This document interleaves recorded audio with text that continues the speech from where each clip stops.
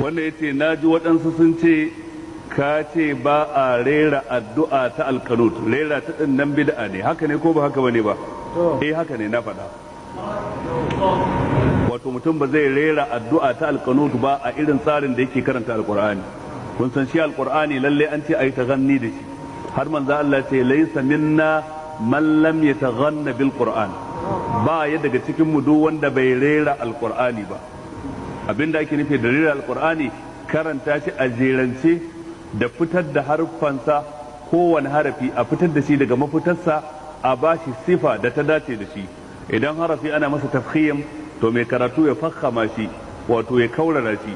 Idan ana masa tarqiq to lalle mai karatu ya siranta shi wajen karatu, ya bashi irin abin da ya dace da shi, min hamsin wa shiddatin wa rakawatin wa takririn wa isti'la'in wa istifalin. Dukkan siffa daga cikin siffofi na haruffa da suke sanannu a cikin ilimin tajwidi mai karatu ya kula da su.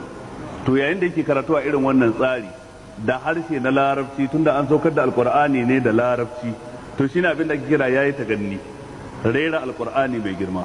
Amma ba zai zo ba yana karanta alqur'ani irin yadda ake karanta labarai a rediyo ko a talabijin, yanzu na alhamdulillahi rabbil alamin arrahmani arrahimi. Wannan ba qur'ani bane ba, kalmomin na alqur'ani ne amma ya karanta su a wani salo wanda ba a yadda a karanta alqur'ani da shi ba, dan bai rera ba.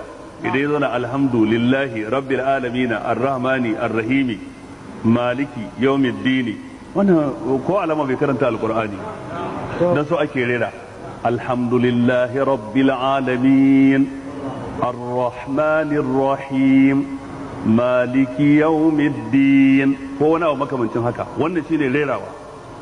To ita kuma addu'a ba za ka rera ta ba, sai dai ka karanta ta yadda take. Ina fata mun fahimta. Ba za ka ce ba Allahumma hadina fi man hadait, ana amin. Ka rera kenan. Sai da Allahumma hadina fi man hadait wa afina fi man afait wa tawallana fi man tawallait. Ba a rera ta tunda ba alqur'ani bace. Ina jin bayanin ya fito kenan ko?